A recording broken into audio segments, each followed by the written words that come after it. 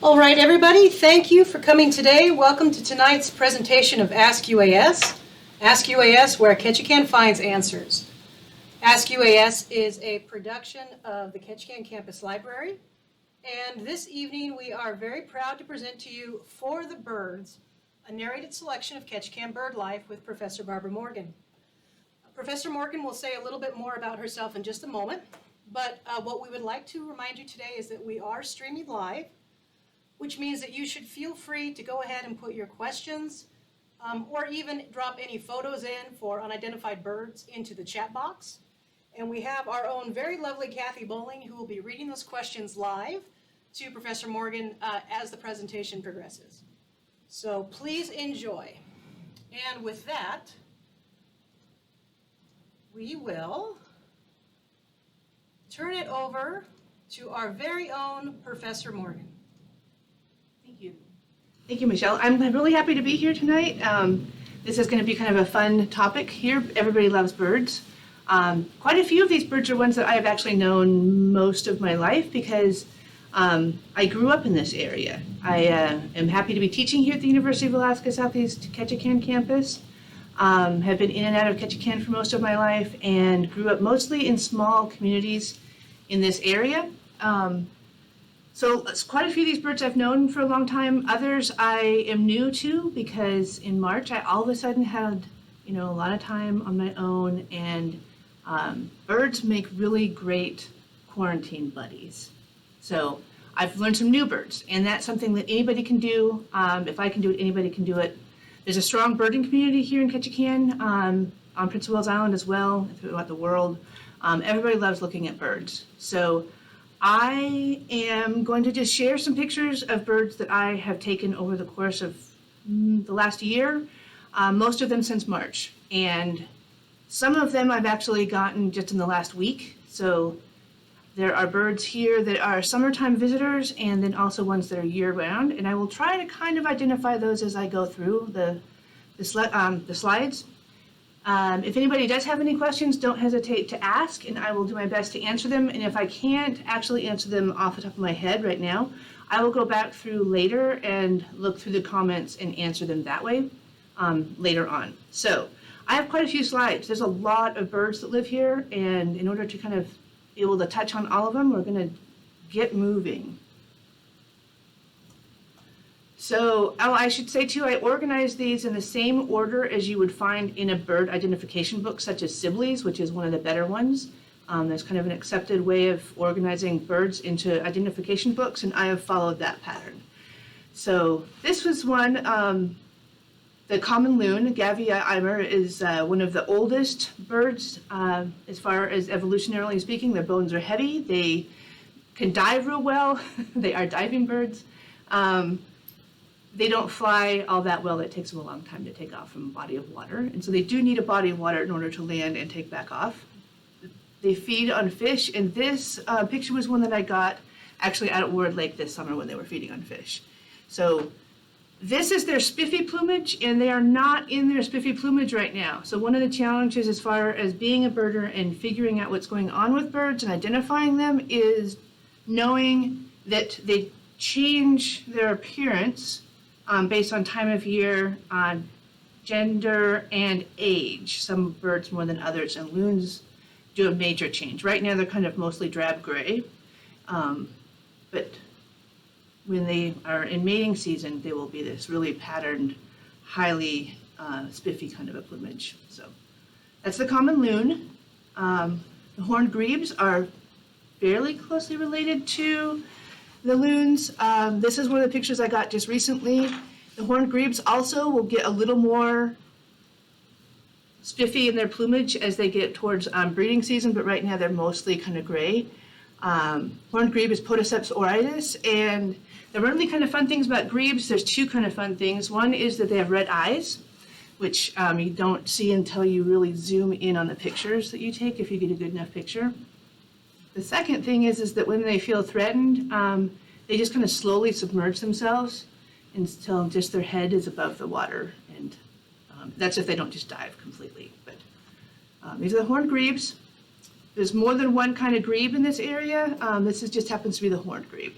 So Pelagic cormorants are all over the place. You'll see them actually. One of the places in Ketchikan area that you can see a lot of the time is the little kind of breakwater float that's by the Coast Guard base.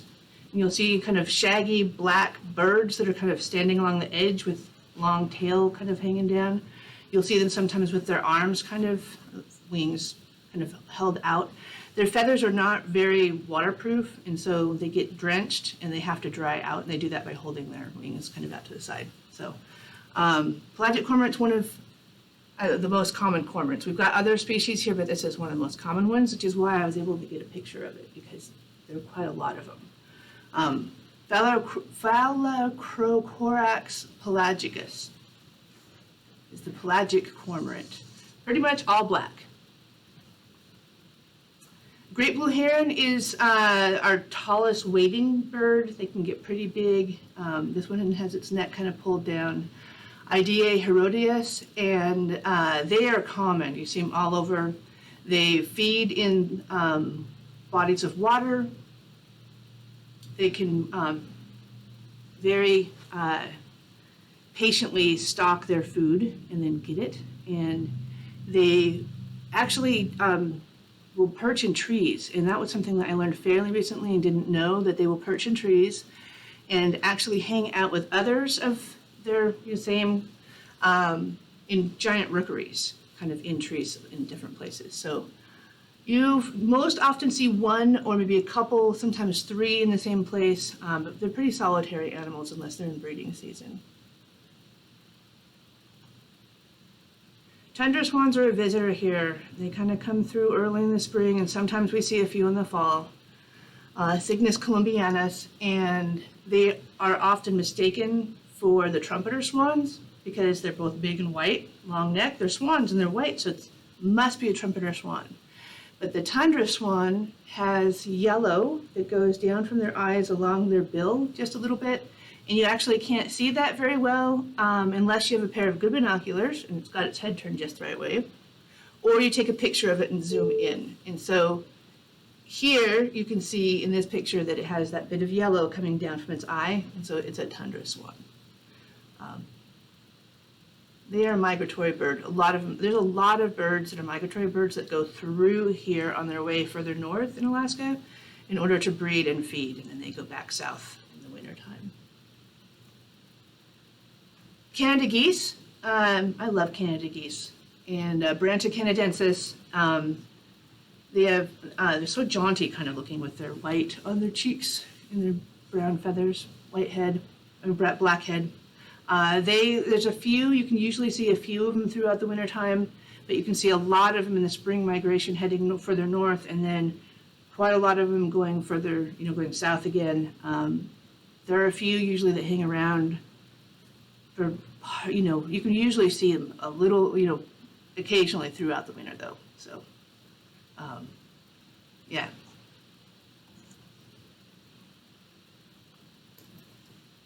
Since I got into birding this spring a little bit more, I learned more geese. And Ward Lake is actually a good place to see different geese. This is the greater white-fronted goose, Answer albifrons. And when I was hearing the name greater white-fronted goose, I was going to be kind of just going off of the name, thinking of what it might look like. I thought that it might have like a white breast, chest kind of area, and it doesn't. It's the front of its face that's white. So that was pretty funny. That wasn't what I expected. And they are migratory. They go through on the way north, and they're not here for very long, but they're pretty fun to see. Usually can't get very close to them, but they're pretty fun to get to see those around here. So greater white-fronted goose. And the next goose is the snow goose. And there's kind of two phases of the snow goose. There's the really white phase, and then there's the phase that has some kind of black definition in the feathers like this. And these guys have dirty faces too, actually. I included some pictures that I wasn't exactly happy with the quality of because that's what I was able to get. I've been doing the thing where you start doing something and then you want more technology to do it better. And this is This is a picture I got with my cell phone by being sneaky, kind of creeping up close to them. Then I got a better camera, although it's not a real super camera, but it's a pretty good point and shoot with a pretty good zoom lens on it. But then I see people who have big lenses on good cameras and the pictures that they can get, and I might have to upgrade, I'm not sure, we'll see. So snow geese, Chen caruescens, and they are migratory, they go through. This spring was actually kind of interesting. There was one at Ward Lake that got kind of lost from the rest of its people, rest of its pack or flock, whatever you want to say, and ended up there by itself. And first of all, it was hanging out with some of the Canada geese, and they were kind of tolerant of that, but he ended up not being with them for very long. And one day I saw him out in the very middle of the lake, and there was a bald eagle that was dive bombing it and trying to catch it, trying to get it. And it would wait until the last second and dive. And it did that for, I don't know, I watched it for an hour, and it wasn't done doing that. The eagle kept trying to get it. It would dive. And I don't know if it made it or not, but it was evading the eagle pretty well. I was pretty impressed, really. So, yeah. So the snow geese are pretty fun. Pretty much all white, they have kind of pink legs.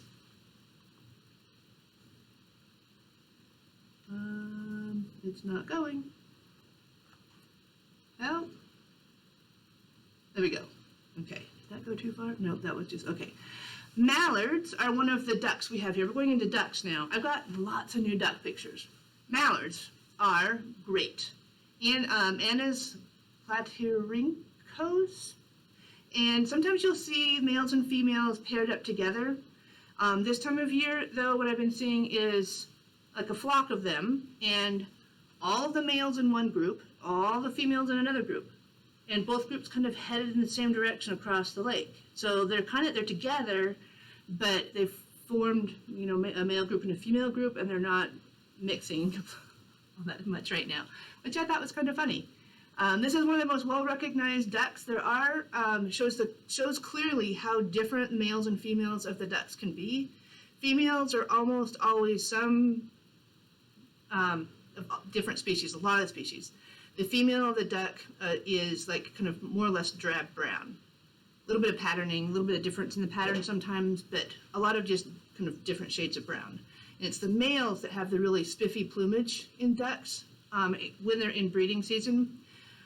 Mallards have that big yellow beak, really iridescent green. Sometimes it could even kind of look blue head, white ring around its neck, and then kind of the more bright plumage. But its head is where all the colors really are. So usually have these, few of them sometimes through the winter, but a lot more spring and then fall when they're migrating.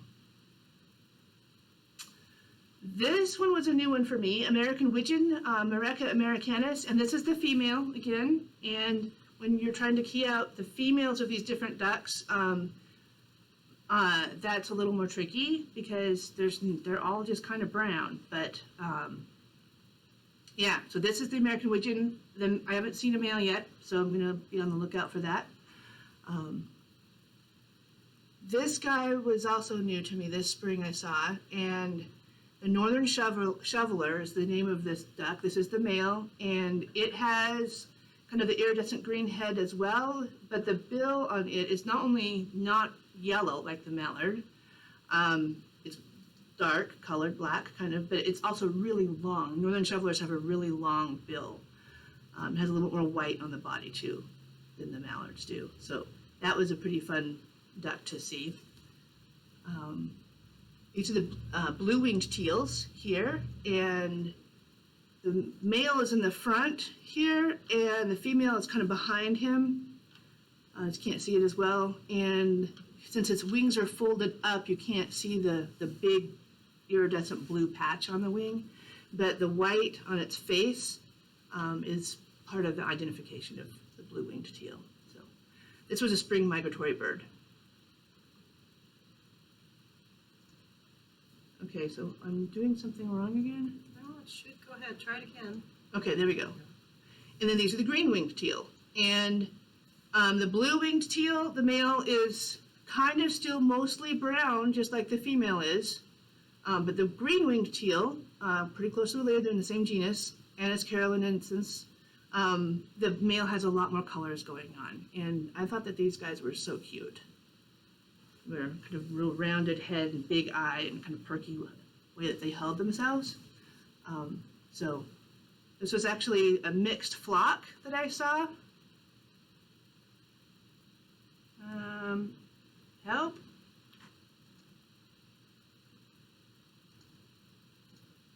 Uh-oh. There we go. Green-winged teal. And then this is the ring-necked duck, Ithia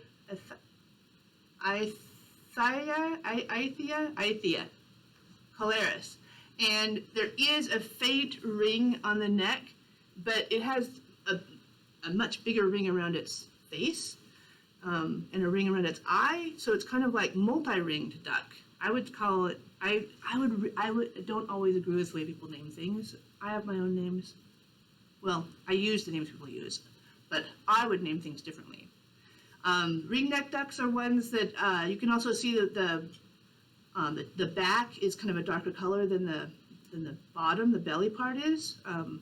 The ventral surface and the dorsal surface. And that bicolored kind of a aspect is a feature of the ring-necked ducks, as well as the ring around the eyes, ring around the base of the bill.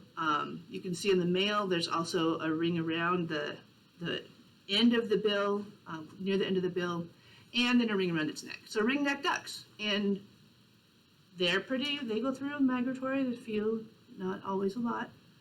So that was kind of a fun thing to learn about.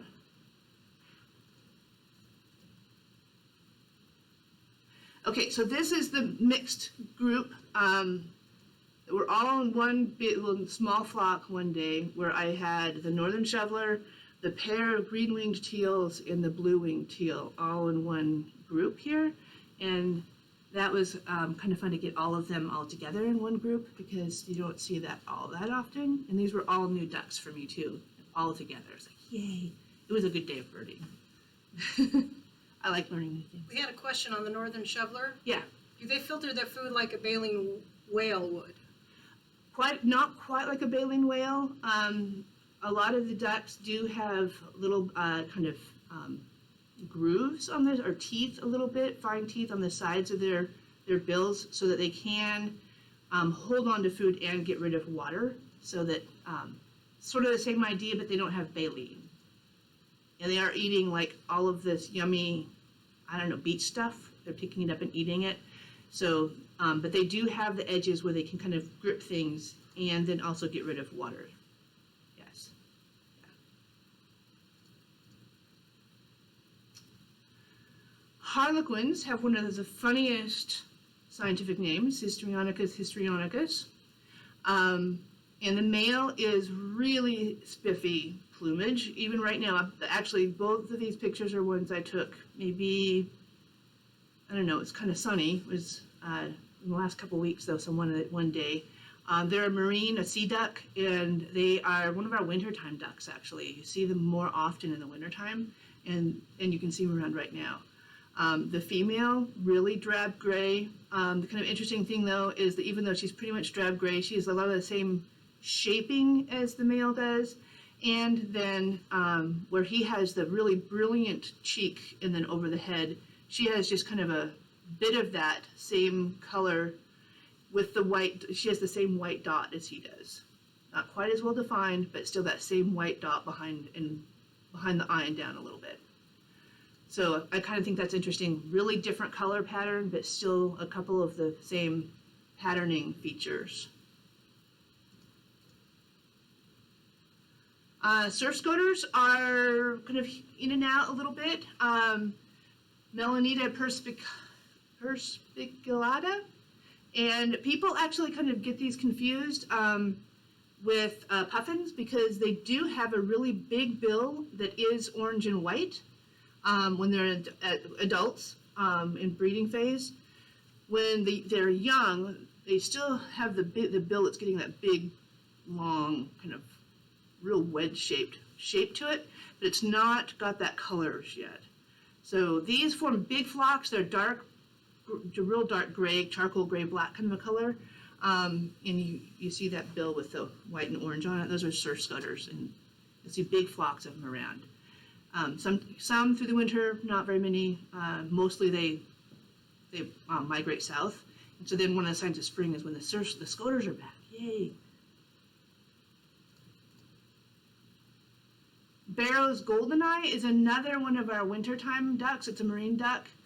We have Barrow's goldeneye, Bucephala islandica, and then we also have the common goldeneye, which are quite similar. But the Barrow's goldeneye, the white on the face is like a crescent shape between the bill and the eye, and on the common goldeneye, it's a kind of more of an oval patch there. And then the white, there's a little bit of difference on the white and black patterning on the body as well. So these are ones that you'll see throughout the wintertime, diving and getting food and eating, and they're pretty fun to see. These are buffle heads, Bucephala albiola, and they have this big wedge-shaped white. That's one of their kind of on the back of their head, from their eye back. The front of their face and down on their neck a little bit is really iridescent. If you catch the light just right, this color you can just faintly see on the two that are not diving yet is actually it's part of the iridescence that you can see on the buffle heads. So if it's sunny, if there's enough light, you can get that iridescence to show up.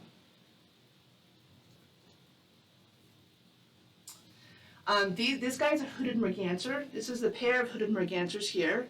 And then this is a more recent picture I have of the male hooded merganser up in the upper right-hand corner here. Lophodioides cuculatus, and they really have this, both male and female have this really big kind of pompadour of feathers.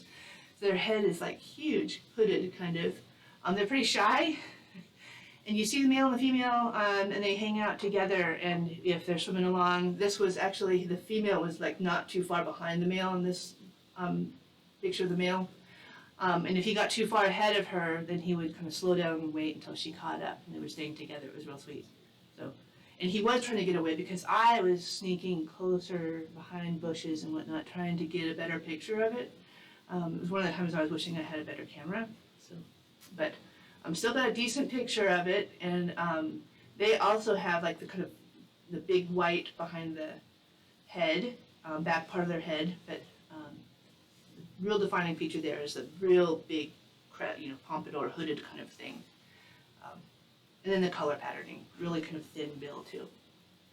They're pretty fun. That was a new one for me. This was the first year I'd noticed hooded mergansers. Common mergansers I've known about for a long time. They are common. They're all over.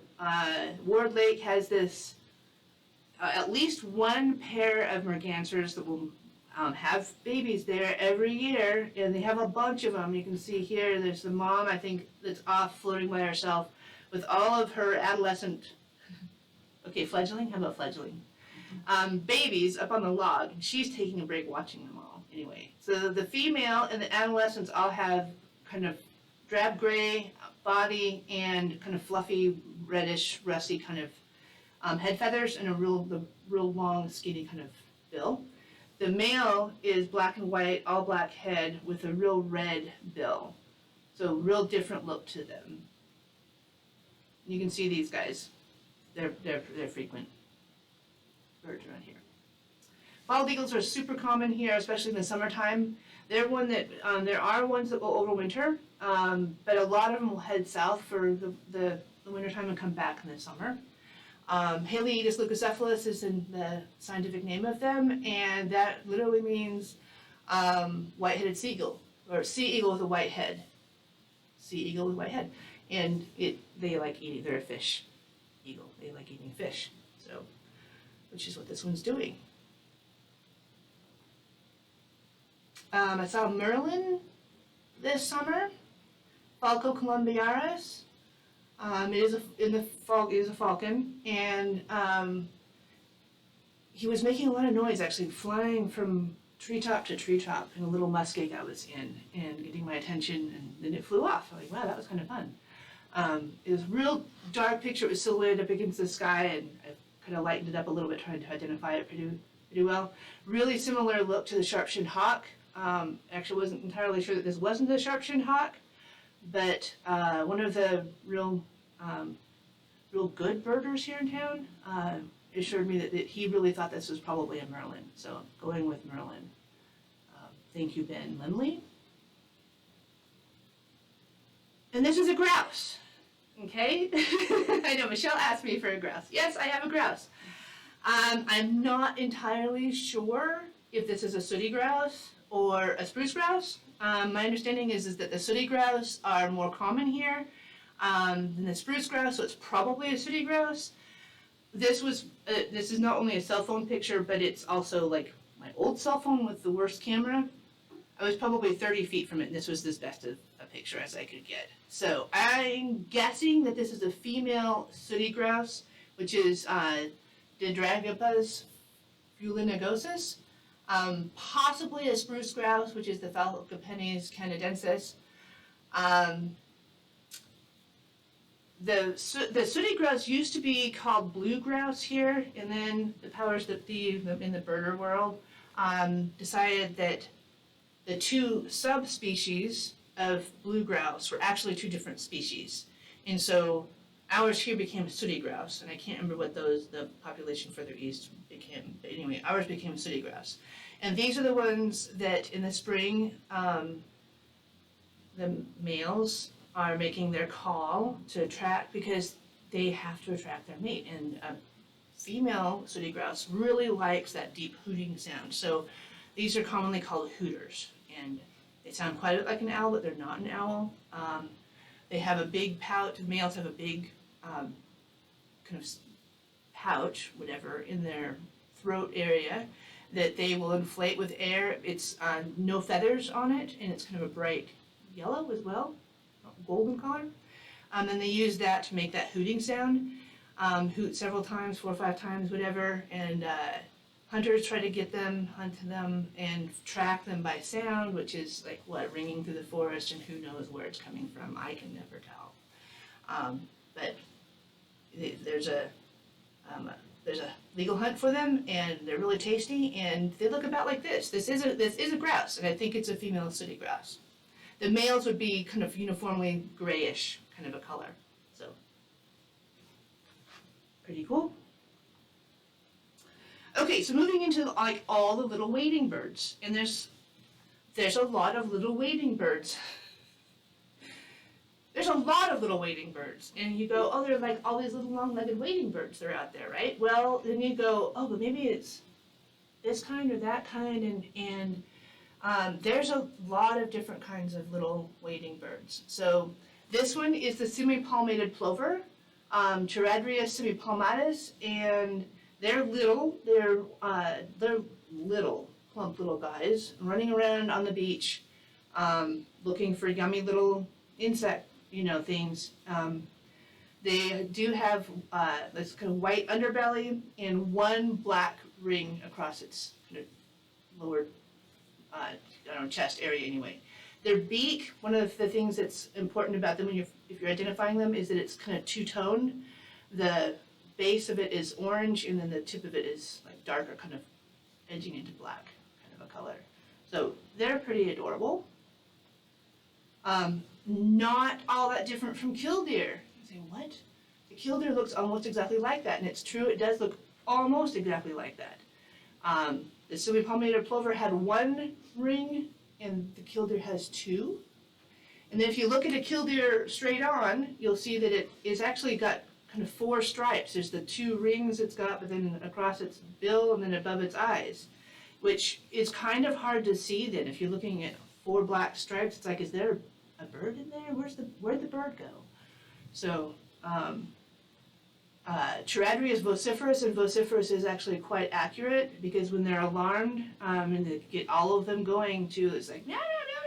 Wow, okay, holy cow, I'm leaving now. All right. This is a killdeer with chicks. Not only do the males and females look like identical, in this species of birds, but their chicks have the same coloration going on from just out of the egg even. So I had to be really sneaky to get this picture. I'd be really sneaky. And actually had to quit trying to get the picture and just kind of hung out behind a tree and let them calm down, and let the babies get back over towards the mom before I could get a picture like this. So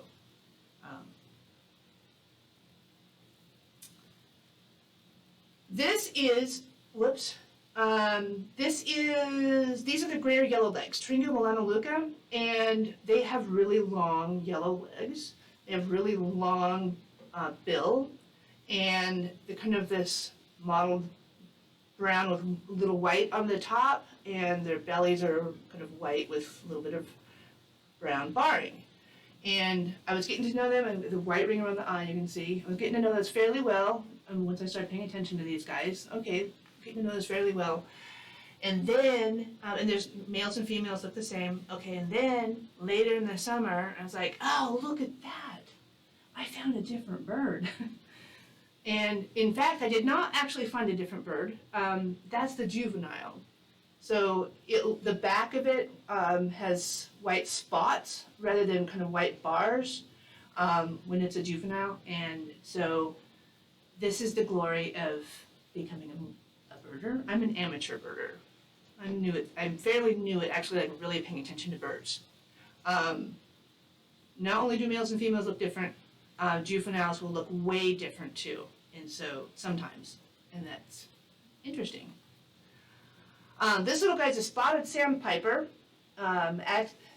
Actitus macularis, and not only does he have the spots, but then there's the white ring around the eye, but it's broken by that dark line through the eye, kind of actually being a little bit hard, making the eye a little harder to see, a little bit of camouflage for the eye.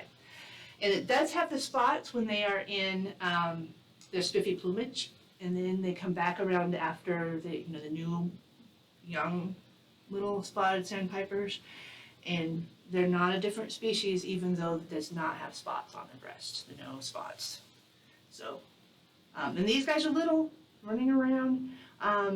This is one of the ones, though, that you can tell that it's spotted sandpiper. It does kind of this butt bob sort of a thing as it's going along, which is kind of adorable to see.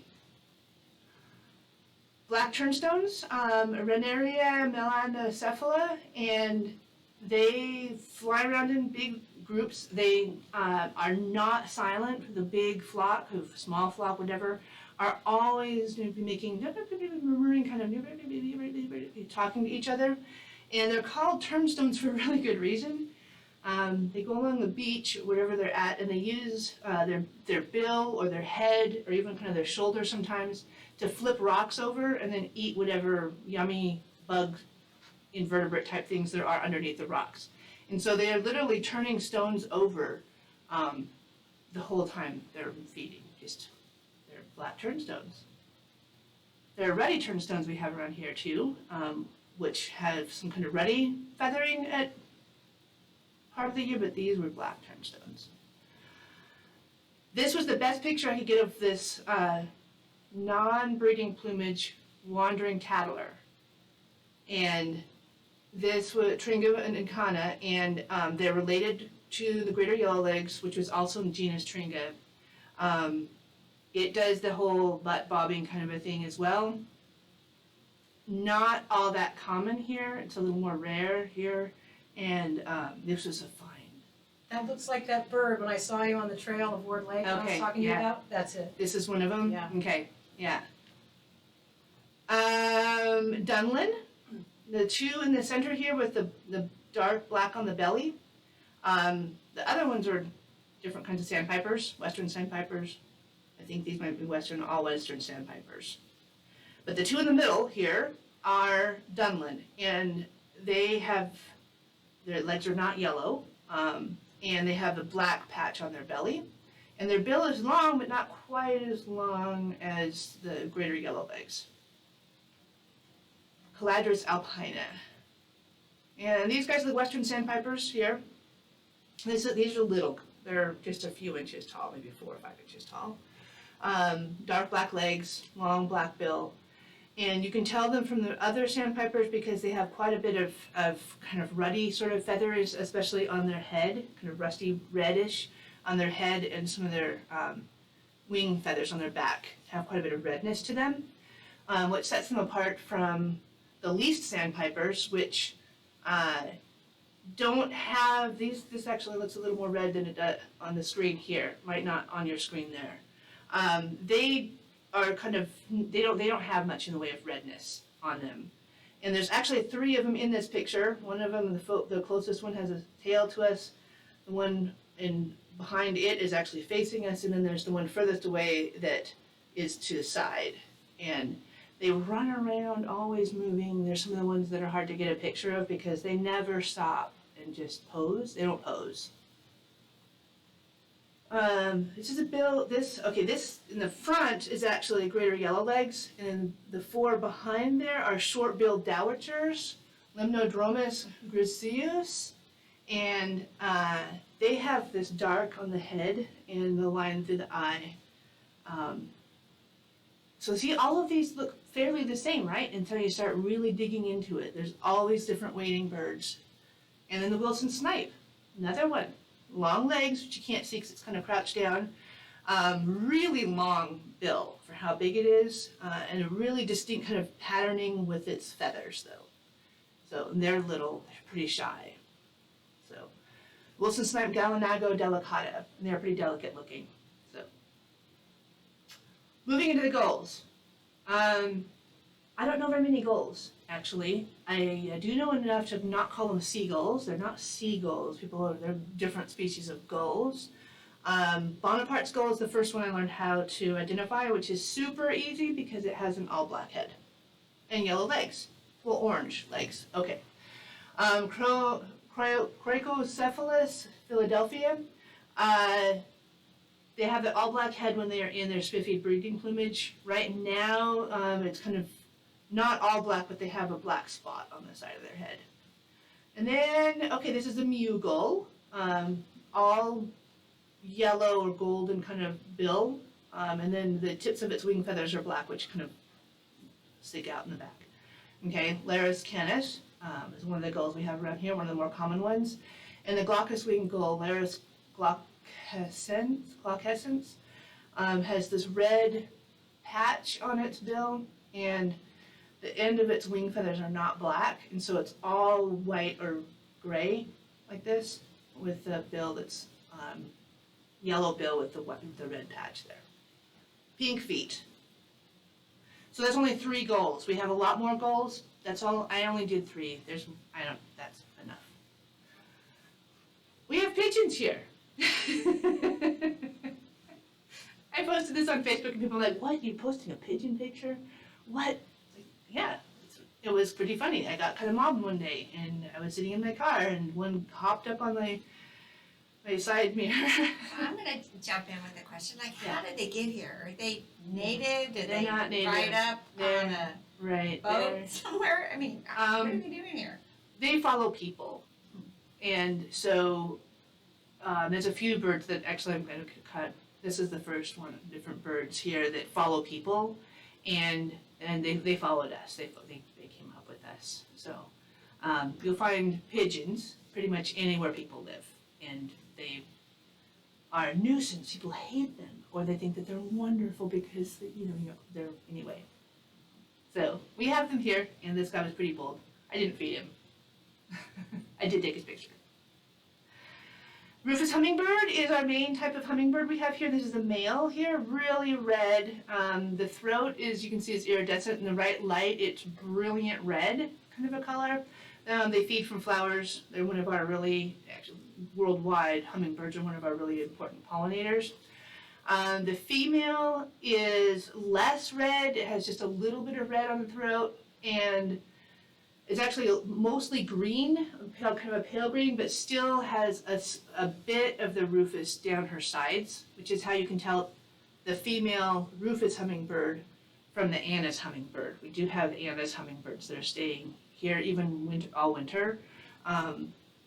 Not many of them. They kind of seem to be expanding their range maybe a little bit though. So Rufous hummingbird, Cellophorus rufus, and there are overwintering hummingbirds, both Anna's and Rufus. So if you want to leave your hummingbird feeder out to feed them, they would really appreciate that. Belted kingfisher is one of our real common, it's year-round. They're fun to watch. They can hover in midair and just flapping their wings and hover, and then dive down and get something to eat. This one has a hermit crab it's got in its beak there. Really fun combination of blue and white with the dark belt across its chest.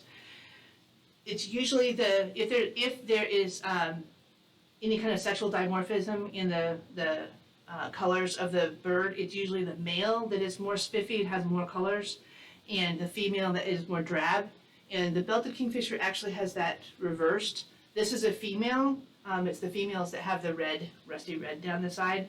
It's the males that are all blue and black and white on the belted kingfisher. So Megaceral alcyon is the name of it. And I like the white patches in front of the eyes. It kind of gives it an intense look. We've got a few different kinds of woodpeckers here, and the red-breasted sapsucker, Sphaerapicus ruber, is one of the most common ones, and most people can recognize this one. Red-breasted, and I've always thought it should be the red-headed. Head is red. Well, its breast is red too. Often has quite a bit of yellow feathers on its belly, and then the black and white back. And they will drill little holes in trees. You can see alders, and especially that have little holes drilled all over them. What's going on? They drill holes and then wait until sap is oozing out of them, kind of filling them up, and then they'll go back and lick it up. And I've actually seen hummingbirds going and drinking that sap as well, which is kind of interesting.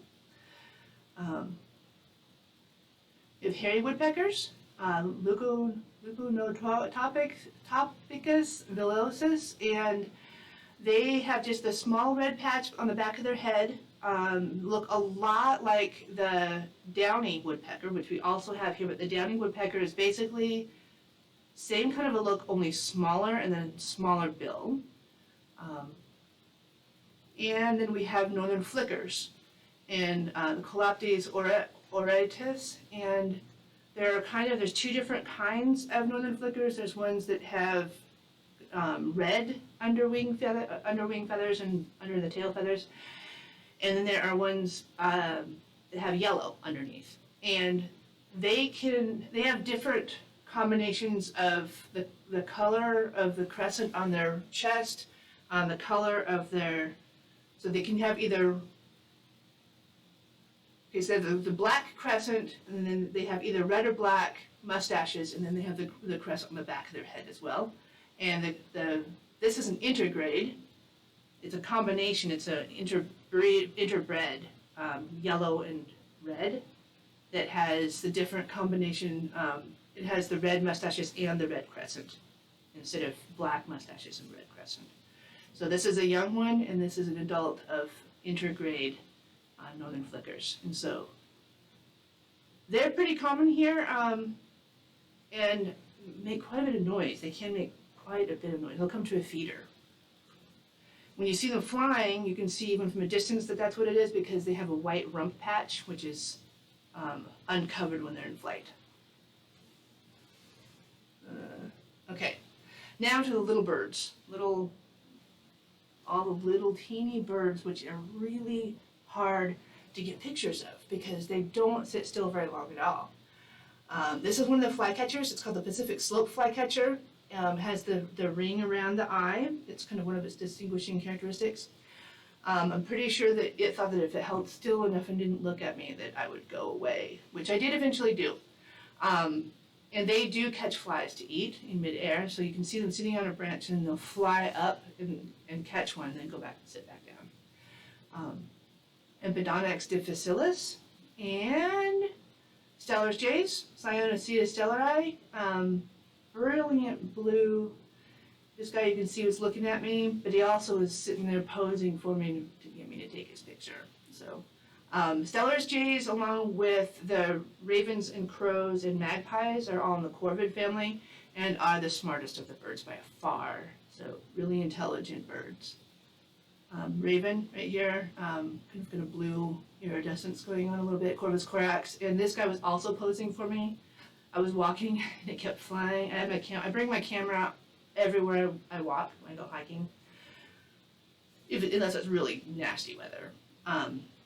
So I had my camera with me, and he kept flying ahead of me and landing on a branch and waving. And I was like, okay, I'll take your picture. I took his picture and he left. Like, okay. He wanted me to take a picture. Lots of stories about ravens. They're really a cool bird.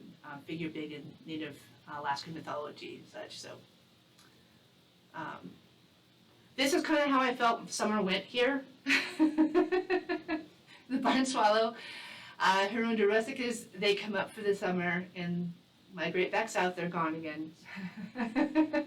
And it was pouring rain one day, and I got this guy just waiting for it to all go away. So yeah, that's kind of how 2020 is going, right? This is a brown creeper. Corthia Americanus, and they're a pretty small bird, actually.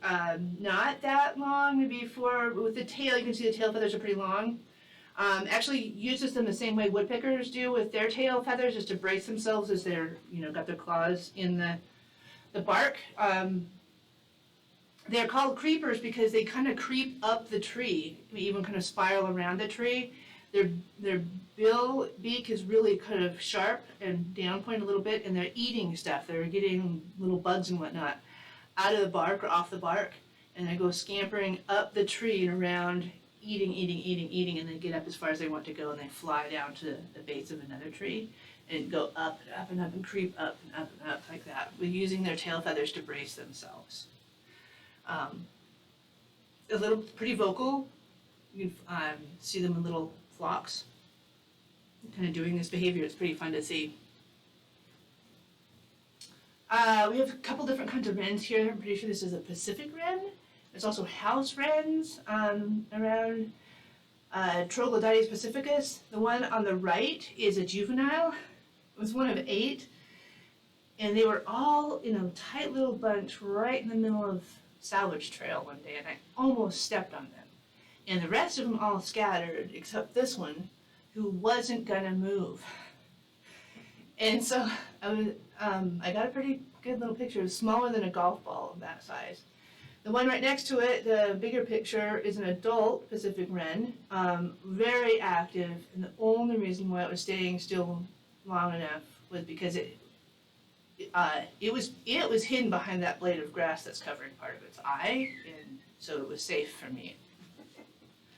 And as long as I was still, it kind of held still, but when I was, off it went. They are brown, about the size, a little bigger than a golf ball, and when they're at rest, their tail sticks almost straight up. American dippers are a really cool bird, Cinclus mexicanus, and this one is actually at rest for a second, and with really low light, with the light coming from one direction, so it kind of had this interesting effect on the picture. They feed underwater. When you watch them, what they're doing is often with their head in partially submerged in water or even completely submerged in water. They can fly underwater. You can watch them using their wings to kind of fly underneath the water. Their feathers can kind of hold on to a little bit of air, and so when they are entirely underwater, they look silvery because of the air pocket that they've carried down with them. So American dipper or water ouzel is also another name for it, and they are almost always partially or are completely underneath the water when they're feeding. This is many people's favorite bird, and kind of the one that gets them into birding is because I saw this little gray bird on the rocks in the stream, and all of a sudden it was underneath the water, and it was like walking on the bottom and eating. What's going on with that? And they try to figure out what's going on with the Cinclus mexicanus, the American dipper, and that gets them involved with birding and whatnot. So Okay, so golden crowned kinglets, we have a couple different kinds of kinglets here, and they're really difficult to get pictures of because they don't ever stay still. So these are not great pictures. But I got one from the back side of him and one from the front side of him. And so you can kind of see most of him at that rate. And you can see in the one left-hand picture, he's got the real golden color on his head there. These are one of the little birds that you'll have, like little flocks of them that will kind of attack a tree and go all over it and then move on to another tree. Regulus satrapa, and then there's the ruby-crowned kinglet, Regulus calendula, and he or she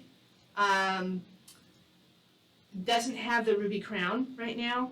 When they're in spiffy plumage for breeding, the male especially will have this really pronounced kind of comb of feathers almost that he can make like stand up if he wants to. So again, a blurry picture because it didn't hold still for very long, but they're really fun to see. We have a few different kinds of thrushes that live here, and the varied thrush, Ixoria naevius is one of them. It has this really bold patterning of the bright orange, golden kind of a color, and then the super dark brown, almost black. And this one, as you can see in the snow, so is one of the ones that will hang out here. I think more of them come up for the summer, but a few in the winter time. So varied thrush, not singing, there's no, they have a distinctive call, real high-pitched sound that they make in the spring that you'll start hearing them again. The robins are related, the American robins, and they're gone for the winter. Real bright red belly, black head, kind of a look to them. And their one, males and females look the same pretty much, but the juveniles have this real spotted breast, and then they'll lose the spots then later. But the juveniles and the adults do not look the same. So I did not find another species of bird when I got this picture. It was the same species, just a juvenile. So this is a Swainson's thrush, and they are super hard to get pictures of. Catharus ustulata, and he's even facing away from me, and he did not hang out there for very long. They are really common here in like June, July, and you'll hear them. They are the bird that makes that really high spiraling kind of a call that is very distinctive, and most people have heard it. So Swainson's thrush is one that, to me, it's the sound of summer, and it's kind of fun to hear. And then we have hermit thrushes, which look a lot like the Swainson's thrush. And actually, I got several pictures of hermit thrushes before I got that picture of the Swainson's thrush. So, Catharus guttatus, and they're not quite as shy as the Swainson's, which is part of why I got pictures of this one. So starling, Sturnus vulgaris, this is another one of the ones that has followed people.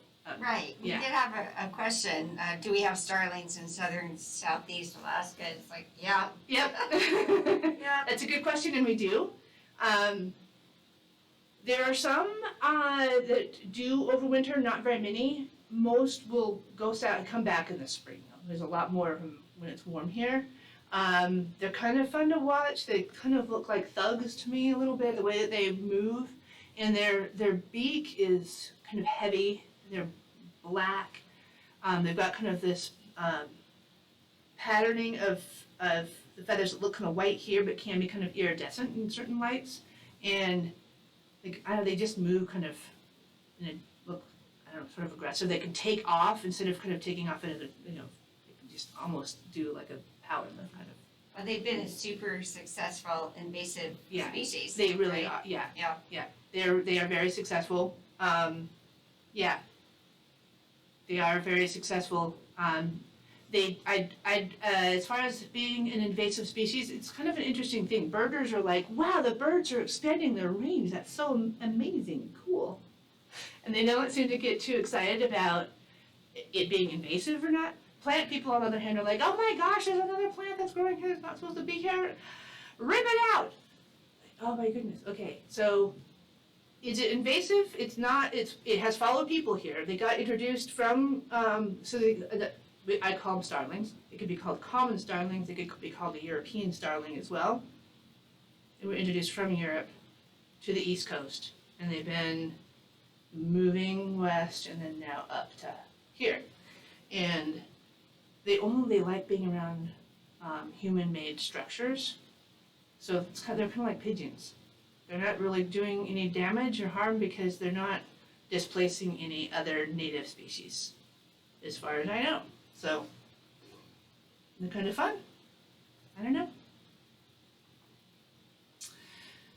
We have cedar waxwings, Bombacilla cedrorum, that come up for the, well, and actually, a friend of mine just saw some eating bog cranberries a week or two ago, something like that. So they hang out quite a ways. Well, you can see tail feathers here tipped with yellow.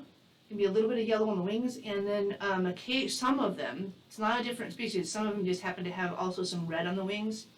But they have this real distinctive, well, crest of feathers and then a black mask that's edged in white. So, fairly small birds. There are a ton of warblers, lots of kinds of warblers. This is the orange-crowned warbler, Vermiforva celata, and you can't see his orange crown. They don't always have a very distinct orange crown, but that's what this guy is. And again, not a super great picture because they don't hold still very long either. You can see he has his beak full of some kind of green grubs of some kind. Lots of yummy things. The yellow-rumped warbler, Cetophagia coronata, it was a new one for me this year.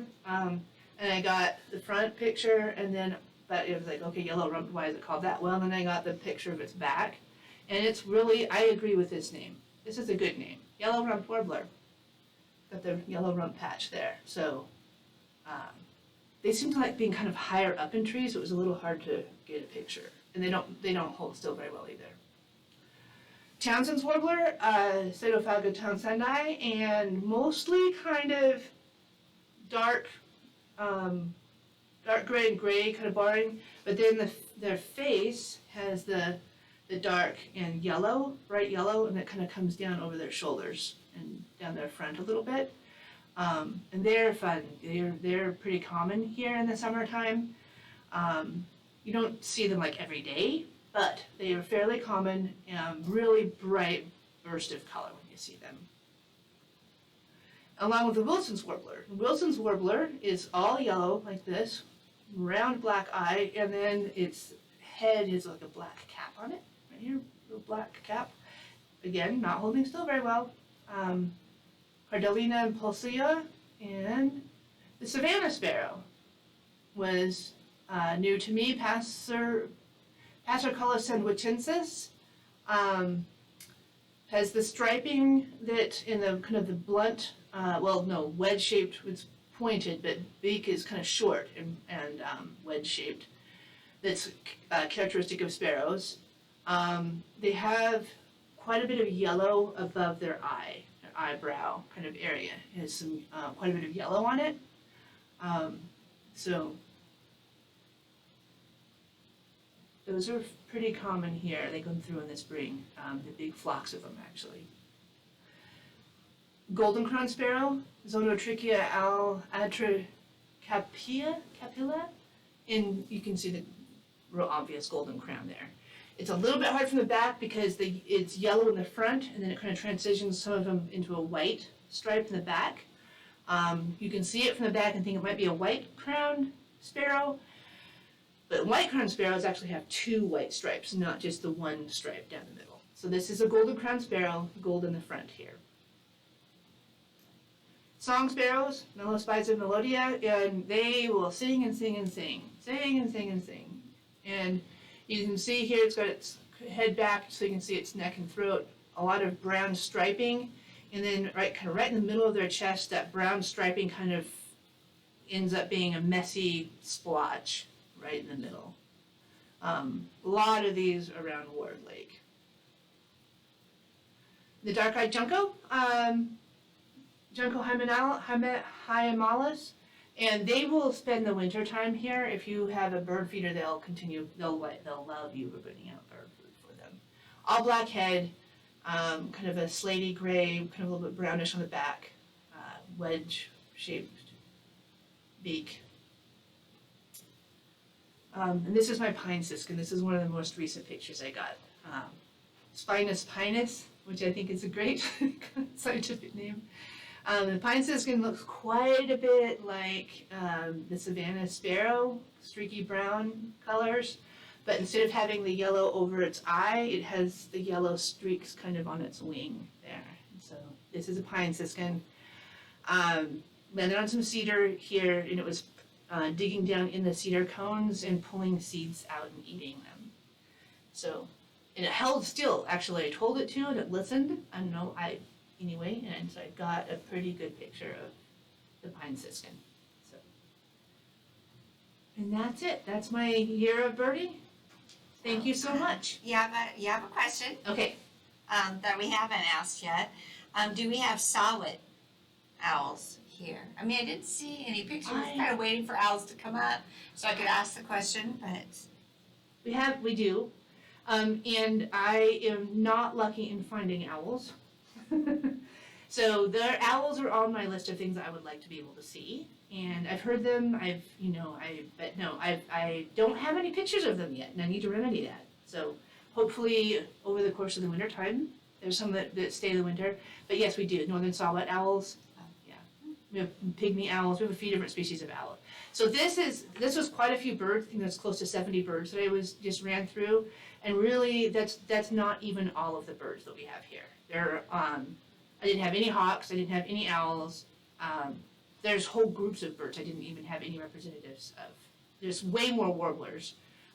There's actually people who are the serious birders here in town that kind of really know what to look for. They are seeing some really rare birds that are coming into the area right now. This fall, there's an indigo bunting was seen here for the first time ever. And a Tennessee warbler that was also seen. So if people are interested in birds and knowing what people are finding here in the Ketchikan area, the Ketchikan bird, there's a Facebook page, Ketchikan Birders on Facebook, and people post different things there. There's also a Facebook page called Alaska Rare Bird Alert that goes to all of Alaska, but the rare birds that we are seeing here are also posted to that. So. okay. Someone did ask. I see shorebirds flying in a tight group, which quickly turns back and forth. Yeah, they can do that. It's one of the characteristics of So this, all of. Most likely a group of sandpipers, she wonders. Probably sandpipers. Yeah. Of some kind. And they do this, the whole flock is kind of an interesting thing. It's really fun to watch because they'll all be flying in a particular direction, and then in a split second with no apparent signal, they will all shift to the same new direction and fly along. It's like, how did they do that? Sandpipers are good at that. Yeah. Any more questions? I'm looking. While she's looking, the reason I wanted you to talk about the city grouse is I was up on Ward Mountain one day with a friend. We were right at the snow line. It was late spring. And we just kept hearing this whoom, whoom, but it was so loud, like it felt like it was shaking our organs. Yeah. We could not figure it. We spent like 30 minutes looking around, and there was an old dead tree stump, and it was like all hollowed out underneath. We couldn't see what was in it, but whatever it was in there, and it was echoing so loudly you could feel it vibrate you. Wow. That's pretty impressive. Yeah, it took me a year to find somebody with the Forest Service who was like, "Oh yeah, that's the city grouse," and I was like, "Oh my gosh, I can't believe it's this chicken-like bird." Right, yeah. Maybe believe in Sasquatch for a little bit. So, there's also a question about the Audubon bird count in December. Do you Okay, know then who's that's the next thing, coordinating is that? that the Christmas bird count is on December 19th, 12/19. And I believe Steve Heinel is the one who is gonna be kind of the correlating kind of person on that. And Ben Limley is gonna be helping with that whole thing. So, anybody who is interested in the Christmas bird count, I will put information in about it in the comments here and who to contact about how to participate in that. Great. Yeah. And you're getting lots of thank yous and people who are like, they're gonna start looking around, Yay, getting a excellent. better camera. That, that's the thing to do. Really, I said it kind of jokingly at the beginning. I had a lot of, all of a sudden, all this time where I was by myself, and birds are good pandemic buddies, and that is actually really true. It is a key to getting pictures like this is to have a decent camera at least that you can zoom in, get outside, and be patient. Look around, notice things. It's kind of easy sometimes to just get going and start hiking and just be getting exercise and getting out there, which is great. But if you hear something that sounds different than you've ever heard before, is stop and look. Quite a few times I've gotten bird pictures. The hairy woodpecker flew by, and I didn't see it for a little bit, but I stayed there and just waited, and pretty soon it came back around the other side of the tree. I'm like, okay. And so, patience. Get outside, have patience. Check out the birds. There's a lot of birds. I mean, I have all these birds that I'm barely scratching the surface. I have my work cut out for me to get more bird pictures. All right, Kathy, any more questions? Okay, I don't see any Any more more. questions? Lots and lots of praise for your photos. Like, those were amazing photos. Awesome. Yes. Thank you so much. Thank you everybody for tuning in and listening. I really appreciate it a lot. Thank you very much for being here. This was amazing. Thank you, Professor Morgan. Yes.